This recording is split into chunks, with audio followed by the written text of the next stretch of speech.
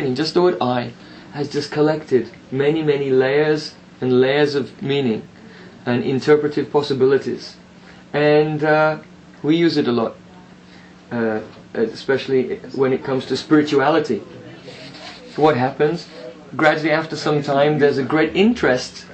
There's a great interest here in the West in Eastern spirituality. Now, what's the word for ego in Sanskrit? It may be in the writings of the Hindu writings, in Buddhist writings, and ahankar. Yeah. So generally, we find this word in Sanskrit, ahankar, and because the simple word ego is taken on so many meanings, it seemed that the word ego was a very likely candidate and suitable candidate to be a synonym for the Sanskrit word ahankar, which means ego. Now, what happens? One thing we can say is that here in the West, developmental psychologists have studied how people grow and how they perceive things. And the first thing that is found is that children are completely egocentric. Small children, babies, they're completely egocentric. That doesn't mean that they think that they are the center of everything, but they lack the capacity to be introspective and think about themselves at all. And they cannot identify with the feelings and experiences of others. Like a small child will mumble to blah blah blah blah, and it feels as if that you inevitably will understand its mumblings. It cannot imagine that you can't understand what it's mumbling, the meaning of it, and will begin to cry if you don't understand. And other experiments have done, for example, if you take a 4-year-old child and you take a book which is orange on one side and blue on the other, and you show the person, what color is this? This is orange. Yeah? And then you show the other side, what color is this? This is blue. Okay? So then you ask them, what are you seeing? They'll say, I'm seeing blue. And then you ask them, what am I seeing? They'll say, you're seeing blue. They know one side is orange and one side is blue, but they think that you're seeing what they're seeing. It's so simple like that, at about the age 4 or 5. And then at 6, 7, then all of a sudden the person develops a capacity to have empathy with someone else and look at something from another person's point of view. And therefore, Western developmental psychologists, they've postulated that the whole process of psychological development is the gradual decline of egocentricity. Now, as far as clear? Now, as far as the Indian spiritual traditions and other Eastern spiritual traditions are concerned, what is their relationship or policy towards ahankar or ego? The policy has to go. It has to go. You've got to get rid of it, right? What's standing between you and enlightenment? Between ignorance and enlightenment? What? The ego, right? What's standing between me and the truth?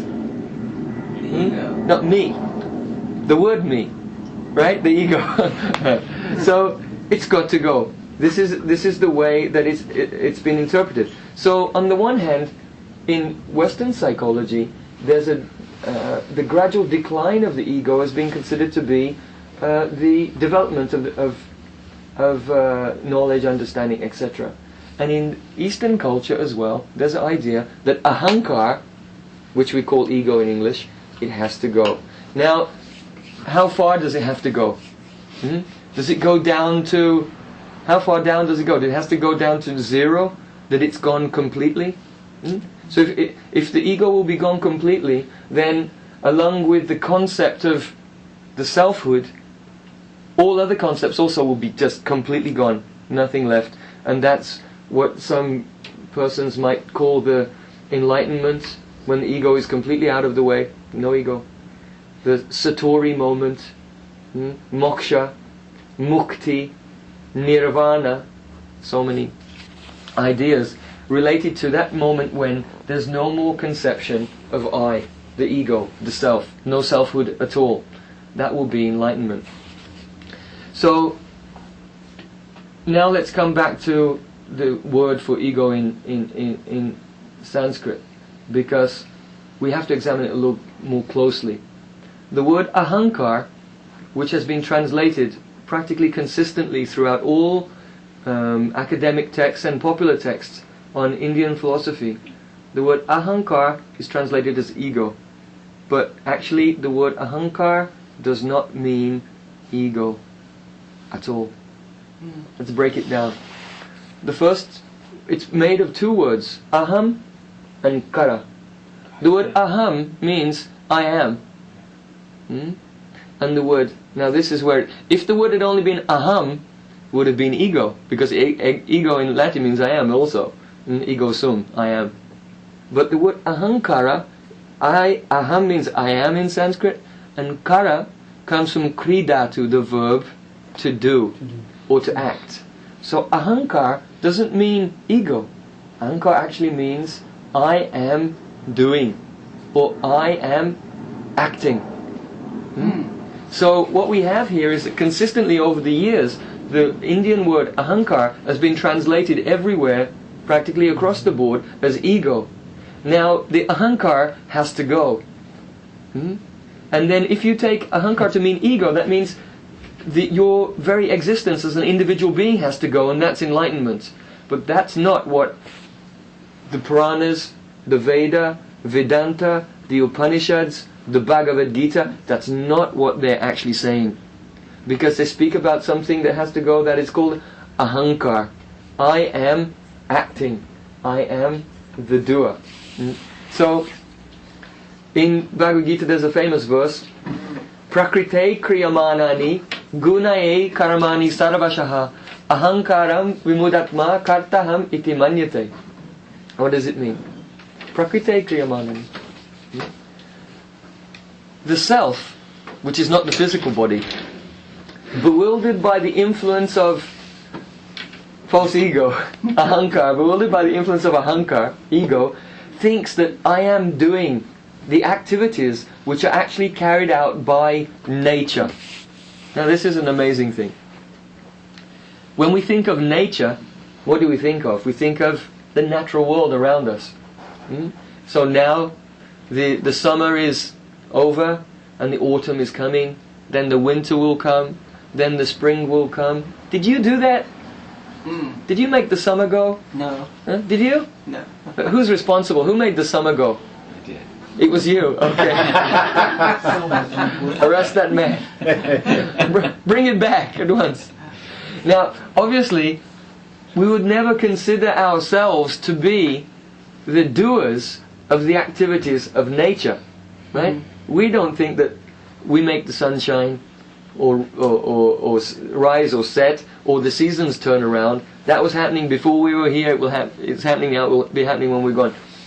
So we're not responsible for that. But here Gita is explaining that the activities of this body are the activities of nature. They're like the activities of nature in the sense that we're not doing them. We're not doing them. This body is breathing, it goes to sleep, it wakes up. We feel as if we're in control of the body and in control of the mind. But here the Gita is saying, no, the activities of the body and the mind are controlled by nature. Here it's called Prakriti.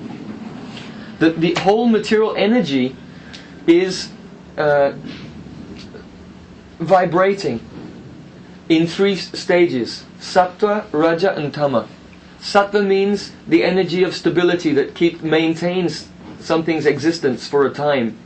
Inevitably, things degrade and destruct, and they disintegrate. This is called Tama, or destruction. And again, new things come out from the total energy.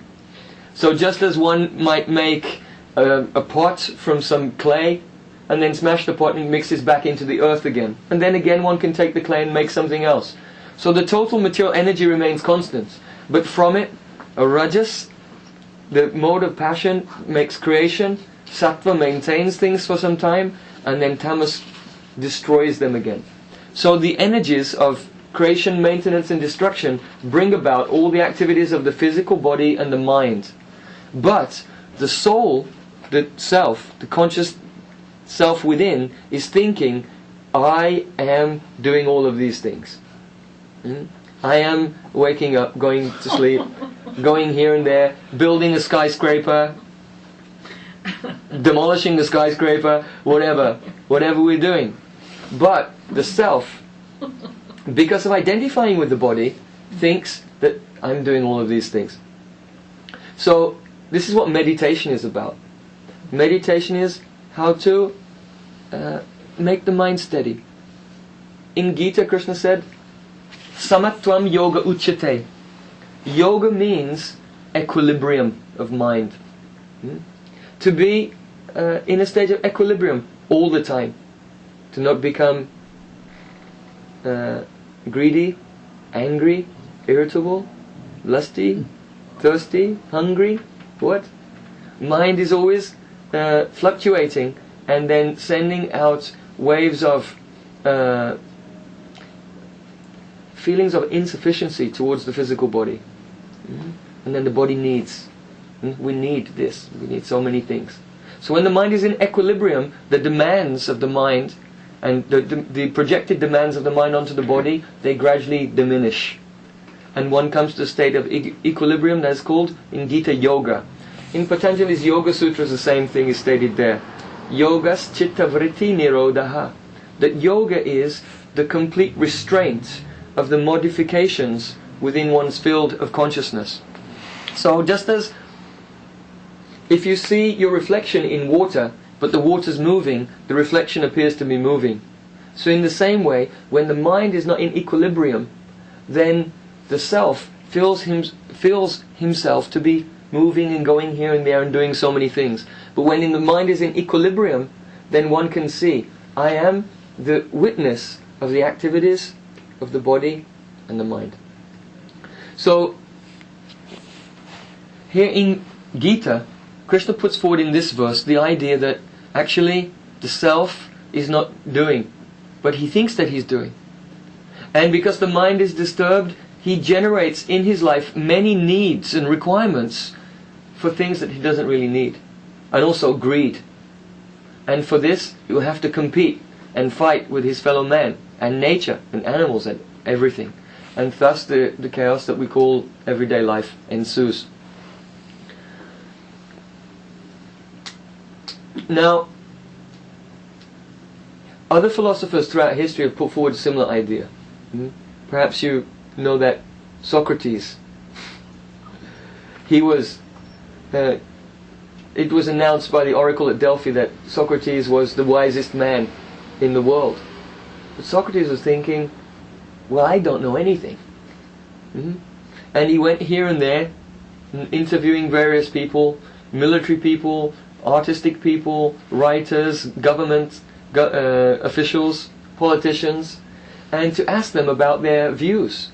And what did he find? He found that everyone thought that they knew something, but when they were examined very closely, their ideas were riddled with contradictions. He said, I went to see a poet, a famous poet, and he'd written beautiful poetry, and many people would comment on his poetry, and I went to ask him, what's the meaning of your poetry? And he explained it.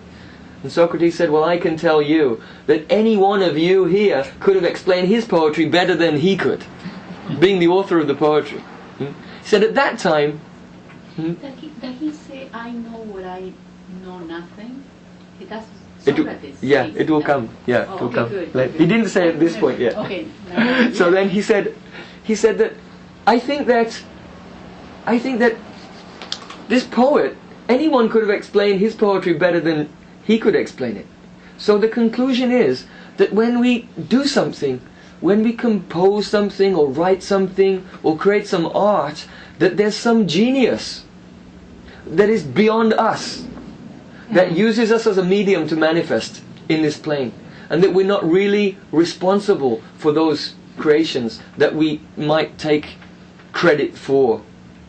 So here's an example. In the end, Socrates said, actually, the oracle was just using me as an example.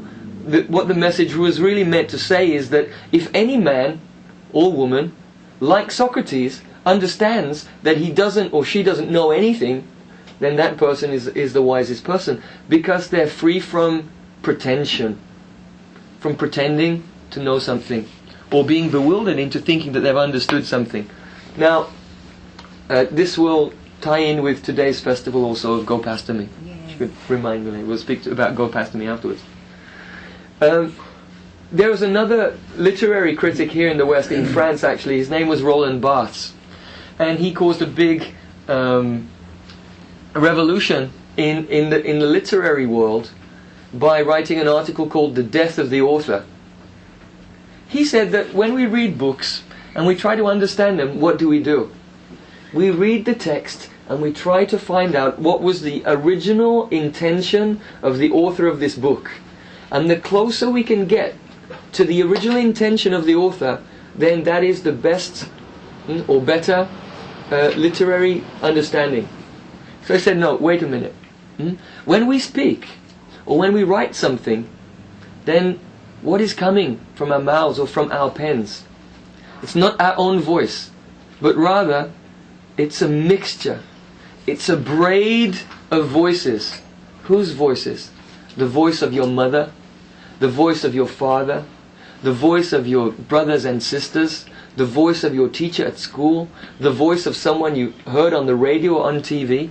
And all of these influences in your life have mixed together and are now producing an echo in the form of the words coming from your mouth or written on the page. So when we're reading something and thinking, oh, so this person is the author of this book, they're not the author of this book, but rather there's a detective, one like a detective can search out what other, you can try but it's impossible, to discover all the thousands of voices that have braided together to become the voice which is on this page. So this was called the death of the author, and he postulated that the death of the author created what? The birth of the reader.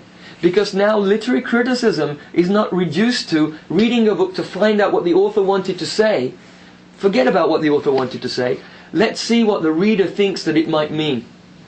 So now you get something like, you can take a play of Shakespeare and then analyze this from the point of view of feminist politics, from the point of view of psychology, psychoanalysis, from the point of view of modernism, postmodernism, or any point of view. It doesn't matter whether or not Shakespeare, when he wrote it, he was thinking of any of these things. But now the reader has been born. Now the author has died, and let's interpret in thousands of different ways.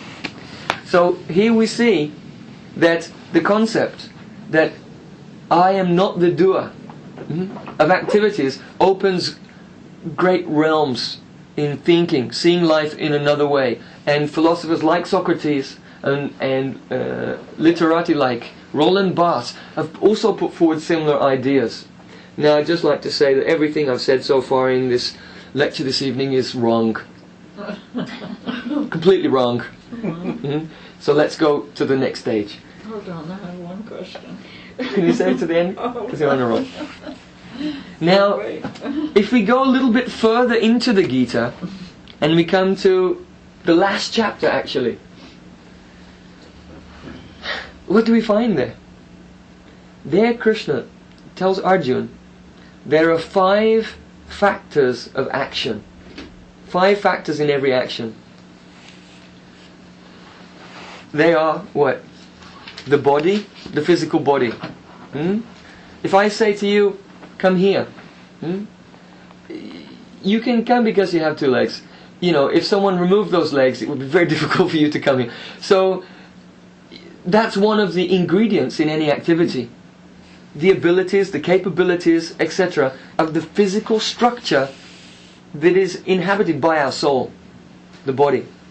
Now, in addition to that, there are also the senses. The second factor of action, or another factor of action, are the senses. Now, we all have 5 senses, and for us here, we're lucky. all 5 senses are in working order.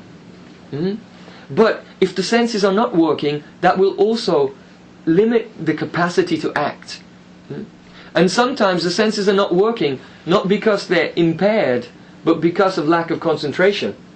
For example, I might be talking, but if someone is sitting here and their mind is thinking, did I lock my front door before I came here?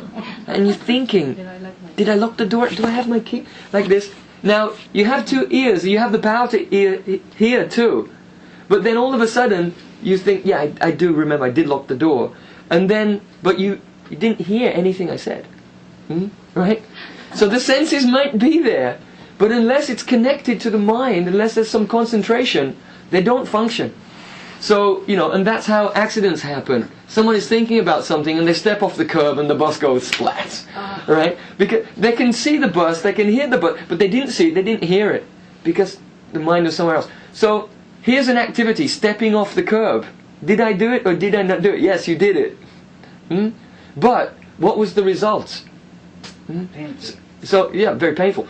And so, now the thing is here, so we're looking at factors of action. Now, another factor of action is endeavor. Now, a lot of people say that according to the law of karma, that you get what's coming to you if it's coming to you. So you don't have to do anything. But in the Gita, Krishna says, Nahi kaschit chanamapi jatu tischachikamakrit. One cannot even stay alive without doing something. So everyone has to act in this world. And so endeavor is also part of becoming successful or achieving one's aims. As Srila Prabhupada used to say, man proposes and God disposes. You try and the result may or may not come, that's in the hands of God. You can try, but whether you get the result or not. But if you don't try, then you definitely won't get the result. So you must endeavor. So we're going through the factors of action. The body, the senses, the endeavor. Now the next factor of action is the self. Now this is astonishing. In Vedanta Sutra, this concept is raised. That the self is an actor, is a doer. But wait a minute, I thought we were supposed to become free from ahankara, the idea that I am acting. So now the Bhagavad Gita moves into the realm of complex literature, because it's not so black and white. It's not. We like to think in binary terms, 1 or 0, on or off. Those brain synapses are either firing or they're not firing. It's either the Republicans or the Democrats. Right? The brain likes to make things black and white. But actually, reality is complex. So here, Krishna brings up the concept that actually the self is one of the factors of action. So the self actually is the doer. Even though in an earlier verse in Gita, Krishna said, you're someone who thinks I am the doer is bewildered by his ahankara, ego, whatever. So, how can we reconcile this? Let's look at the 5th factor of action. The 5th factor is Paramatma, God, in the heart of everyone, in every atom, controlling everything. So your body may be in order, your senses may be in order, you may do the endeavor, and you are, as the self, also acting in some capacity. Come to that afterwards. But if God does not permit, then it's not going to happen. Simply not going to happen. Now, modern people in the modern age generally think in a mechanistic way, that the world, the universe is ruled by laws of physics. So there's no room for God to play a role in what's going on in the world, because it would violate the laws of physics, right? Yeah? Right or not right? Not right. Wrong. Yeah, but it seems there's been a concept since the the Lisbon earthquake took place, and after that there was a great faithlessness that took over Europe, and from that came the Enlightenment, and the Enlightenment thinkers such as John Locke, Francis Bacon, Isaac Newton, and they revolutionized the way that we looked at the world. The world was no longer in the hands of God, but the world was a machine that works according to particular fixed laws. So now everything is fixed and deterministic.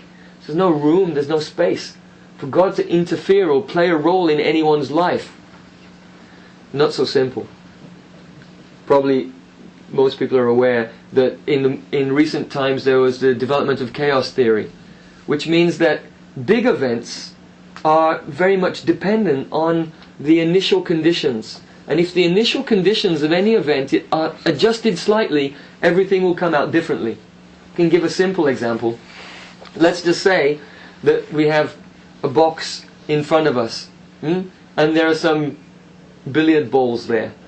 So if you take one ball and you shoot it at those billiard balls, they're going to go in a particular direction according to the laws of physics, right? We all know, you can calculate that. But if you adjust the angle of your first shot by a tiny degree, everything will move in a completely different way, also according with the laws of physics. If you adjust it a little bit more, everything will be different again. So that's just the shot of one ball against a few. But actually, the entire universe is made of millions and millions of incalculable reactions going on at all the time. Now for, say, Newtonian physics or the modern laws of science to give accurate results on predictions, they only have to be accurate to within 10 to the minus 21 of a meter. And if there are any adjustments less than that, they cannot be accounted for within the laws of physics. But because a tiny adjustment in a very small event is there, it will still bring out a different result. So the conclusion is that if there's any adjustment in anything on a level that we cannot measure, it will still produce measurable results on the macro scale. In other words, even though we experience day to day on the gross world some laws which seem to be pretty deterministic, there's still within that the room for some conscious living entity to be controlling the world at every moment and do whatever he likes without any breach of the laws of physics, even though obviously God is independent, he can do what he likes, yet still there's scientifically a level at which everything can be controlled that is experienced, controlled on a micro level, and that will be experienced on the macro level. And that's also written in the Brahma Samhita, that God is present within every single atom of the universe, and he controls from there, from the atomic level. So we've been discussing 5 factors of action.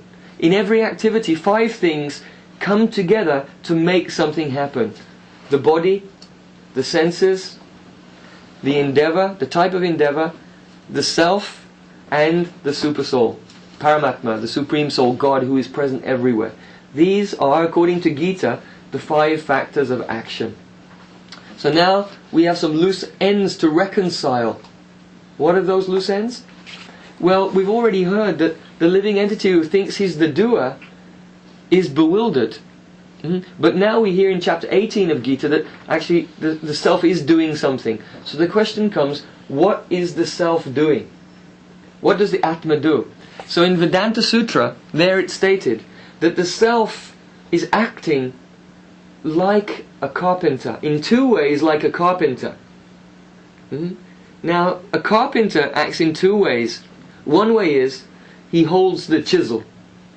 That's one way that the carpenter acts. And the other way is, he beats it and then the chisel cuts the wood. So he's acting directly by holding the chisel and indirectly through the instruments. Okay? These are the 2 ways. So in the same way, the soul, the self, within this complex unit called the body and mind is also acting in 2 ways. And that's been described in the Gita at 2. Where? Mamaivangso Jiva Loke. Yes? Does anyone know this verse of Gita? Yeah? Oh, Madhavananda, he's very learned in this. Mamaivangso Jiva Loke Jiva Bhuta Sanatana. First of all, here in this verse, Krishna says Mamaivangsa. Every soul is one of my expanded, subjective, conscious portions. Angsa means a part, but not a part like a piece of paper. If you tear a piece of paper into small parts, then the paper's gone. God's not like that. God expands in parts without any diminution on His own parts. So every soul is like a tiny atomic part of God, Gita said. And that part is Sanatan. That means eternal. So the idea that the ego will go away and then the self will no longer exist, this is not supported by Gita. Because the individual self remains an individual forever. Now what is he doing? Manashastani indriyani prakriti karshati. Here the word karshati means he is. Karshati means to draw towards himself or attract. Actually like the word Krishna. Krishna. Huh? The word Krishna comes from the Sanskrit kridatu, karshati, he attracts. So Krishna is called Krishna because he attracts. So the living entity here, karshati, he's attracting the mind and the senses. So here it's described that the soul does something. He attracts towards himself the mind and senses, and then he acts through them in the world. You understand? So that's why it said the soul is like a carpenter. Because the carpenter doesn't cut the wood with his own hands, he cuts the wood with a chisel, but he holds the chisel in his hand. So in the same way, the soul does not act in the world, but the soul draws the senses and the mind towards itself, then acts in the world through the instruments of the senses. So karshati in Sanskrit, this is an active verb. The soul is acting. Now, Baldev Vidyabhushan in his commentary on Vedanta Sutra says some important things. If we say that the self is really a no-self, and that the self is not acting, then there would be no reason in the Vedas to give people instruction, like practice yoga, do karma yoga, do jnana yoga, control your mind, control your senses, don't become intoxicated, don't kill animals. If the self was a no-self, he didn't exist as an individual who could act, then there would be no necessity to tell him to do anything, because he couldn't respond. And therefore, it is established, because the Vedas, Upanishads, the Puranas are full of imperative sentences. Yeah? There are orders, there are imperative sentences there, that the self is an individual that acts, because if he wasn't, then the imperative sentences would be complete nonsense. Okay? Now, it's established that the individual is acting, but he's not acting completely independently, but rather his ability to act is contingent upon the other four factors of action. And so the enlightened soul, the enlightened ego, is what? Is the humble ego. Ego meaning here the sense of I. And the enlightened ego is not a person, if you go through the stages. In the first stage, ego is I am great. Ego means staring at oneself in the mirror and trying to be more attractive than others, to push others down and to lift oneself. And so the first idea was this has to go because it's a block to spirituality. So you get rid of the ego, then what are you left with? You'll be nothing. But Gita said no. The ego is not the sense of I, but it's the sense of ahankara. I am acting. So the soul is not directly acting in this world. So I'm doing nothing. If you crash the car and say, hey, you crashed my car, say, it's okay. Ahankara vimudatma kartayam iti manyate. According to the Gita, I didn't crash your car, because I am not the doer. Hey, you stole my wallet. I didn't do it, because ahankara vimudatma kartayam. I'm not the doer. I didn't crash your car. I didn't steal your wallet. Right? I didn't break any of the principles. I didn't take any drugs or do anything, because I'm not the doer. Right? Wrong. So these are the stages. The real conception is not that we're not the doer, but the conception is that the self is the contingent doer. That the self is not the whole story, and he's not the story, but he's a small part of the story. The body, the senses, the endeavor, God, and the self. All five together are the contribute to the activity and the result of any activity. So the real solution to the ego is not to get rid of the I And not even to get rid of the I am the doer, but to be very humble and realize that I am the contingent doer. This is the complex philosophy or conception which is actually given by the Vedas, Vedanta, Upanishad, the Puranas and the Bhagavad Gita. It's not as easy as black and white to be the doer or not the doer, but to have a humble ego and be the contingent doer. Is that clear? What about the witness? That one just What are the five factors?